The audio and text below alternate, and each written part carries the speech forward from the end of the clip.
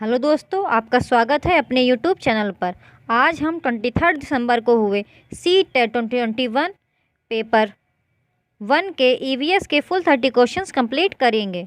तो दोस्तों, आपका पहला क्वेश्चन आया था, निम्न में से कौन सा उपकरण अवलोकन की तकनीक पर आधारित है?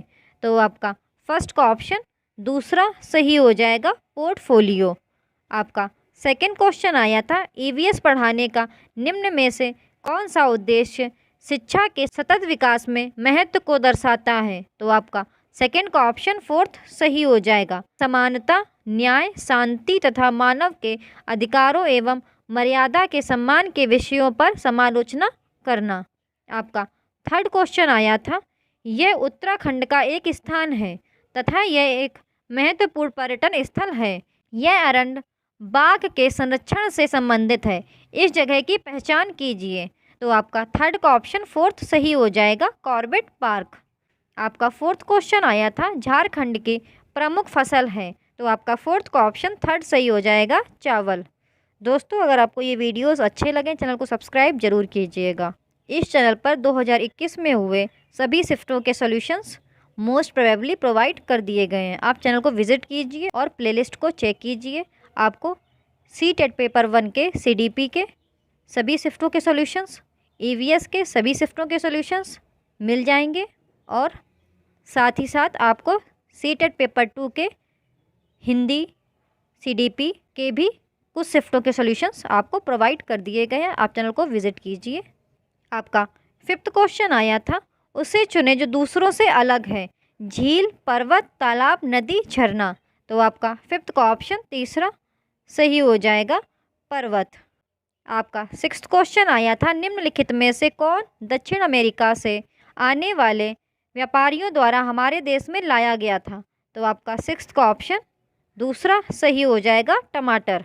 आपका सेवेंथ क्वेश्चन आया था, हमारे देश के उन 3 राज्यों का समूह कौन सा है जिनके समुद्र तट अरब सागर पर हैं? तो आपका सेवेंथ का ऑप्शन पहला सही हो जाएगा, केरल, कर्नाटक, महाराष्ट्र। आपका एट्थ क्वेश्चन आया था, कर्नाटक में किसानों द्वारा खेत की मिट्टी को खोदकर नरम करने के लिए उपयोग किए जाने वाले औजार को क्या कहते हैं? तो आपका एट्थ का ऑप्शन तीसरा सही हो जाएगा, खूंटी। आपका नाइन्थ क्वेश्चन आया था, मधुबनी चित्रकला बहुत पुरानी है। त्योहारों और खुशी के अवसरों पर मधुबनी घरों के आंगनों और दीवारों पर मधुबनी चित्रकला के चित्र बनाए जाते हैं। मधुबनी भारत के एक राज्य का एक प्रसिद्ध जिला है जिसका नाम है। तो आपका नाइन्थ का ऑप्शन पहला सही हो जाएगा, बिहार। आपका 10th क्वेश्चन आया था, क्षेत्र भ्रमण के माध्यम से ईवीएस के प्रामाणिक और सार्थक अधिगम के लिए एक शिक्षक निम्नलिखित में से किसका उपयोग कर सकता है? तो आपका 10th का ऑप्शन फोर्थ सही हो जाएगा, ए, सी तथा डी। संरचनात्मक कार्यपत्रक, भ्रमण के लिए औपचारिक निर्देश, छात्रों के समूह एवं उनके नेता का गठन करना। आपका 11th क्वेश्चन आया था, प्राथमिक स्तर पर ईवीएस की विषय वस्तु आपस में संबंधित एक अंतर संबंधित है क्योंकि? तो आपका 11th का ऑप्शन पहला सही हो जाएगा, ईवीएस का स्वरूप एकीकृत है। आपका 12th क्वेश्चन आया था, निम्नलिखित में से क्या पर्यावरण अध्ययन की कक्षा में विद्यार्थियों द्वारा पसंद किया जाएगा? तो आपका 12th का ऑप्शन तीसरा सही हो जाएगा, चित्रकला और शिल्पकला। दोस्तों, अगर आपको ये वीडियोस अच्छे लग रहे हों, चैनल को सब्सक्राइब जरूर कीजिएगा और आप चैनल को विजिट कीजिएगा। चैनल में आपको कई सारे शिफ्टों के सॉल्यूशंस ऑलरेडी आपको प्रोवाइड करा दिए गए हैं, फिर चाहे वो सी टेट पेपर 1 के सीडीपी, हिंदी, ईवीएस के सॉल्यूशंस हों या आपके सी टेट पेपर 2 के सीडीपी और हिंदी के सॉल्यूशंस हों। आपका 13th क्वेश्चन पूछा गया था, निम्न में से कौन सा ईवीएस के पाठ्यक्रम का एक उपविषय है? तो आपका 13th का ऑप्शन दूसरा सही हो जाएगा, रिश्ते।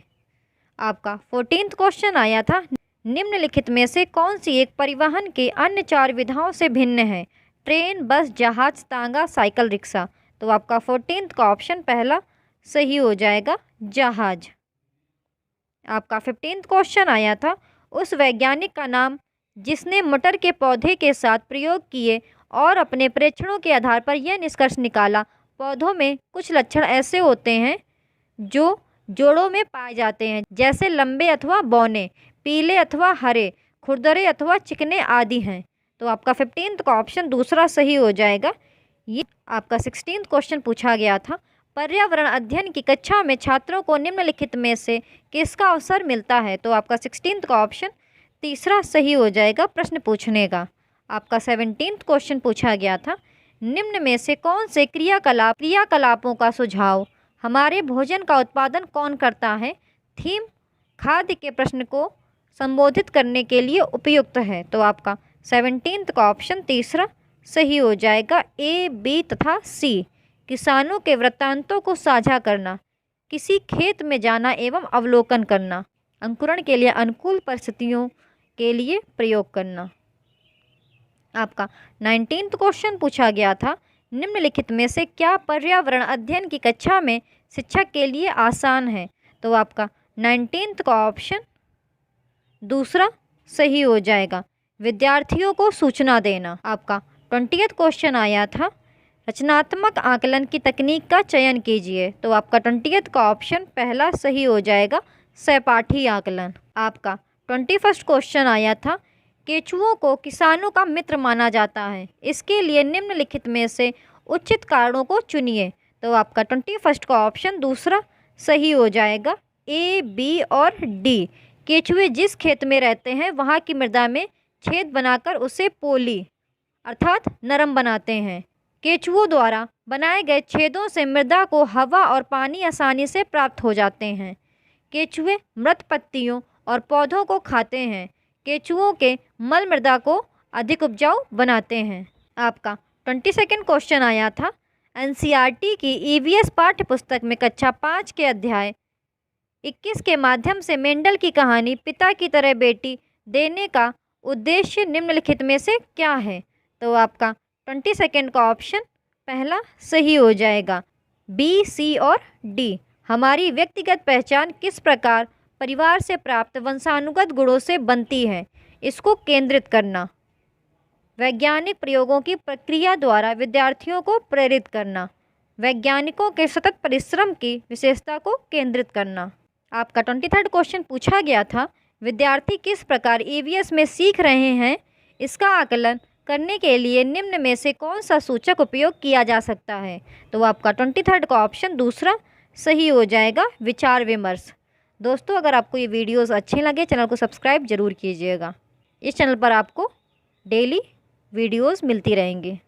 आपका 24th क्वेश्चन आया था, निम्नलिखित में से क्या पर्यावरण अध्ययन के अधिगम का प्रभावशाली संसाधन है? तो आपका 24th का ऑप्शन तीसरा सही हो जाएगा, मॉडल।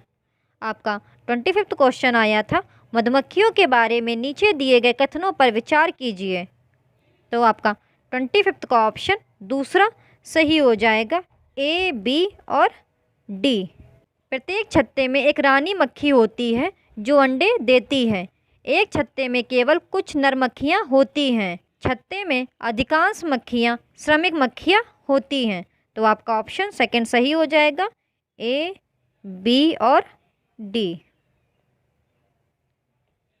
आपका 26th क्वेश्चन आया था, एक कार एक्स शहर से 7:30 बजे चलकर शहर वाई में 10:30 बजे पहुंचती है। यदि दोनों शहरों के बीच की दूरी 540 किलोमीटर है तो कार की औसत चाल होगी।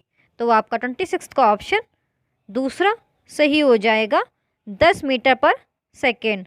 तो आपका औसत गति का फार्मूला होता है total distance upon total time. आपका 27 क्वेश्चन पूछा गया था, नीचे दिए गए कथनों पर विचार कीजिए और आपको बताना था इनमें से कौन सा कथन आपका सही है।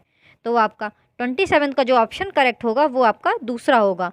महाराष्ट्र के लोगों को सहजन के फूलों के पकौड़े खाना अच्छा लगता है और उत्तर प्रदेश में रहने वाले लोगों को कचनार के फूलों की सब्जी पसंद है। आपका 28 क्वेश्चन आया था, ईवीएस का स्वरूप निम्नलिखित में से किस कारण से बाल केंद्रित है? तो आपका 28 का ऑप्शन तीसरा सही हो जाएगा, अनुभव द्वारा सीखने पर केंद्रित होना।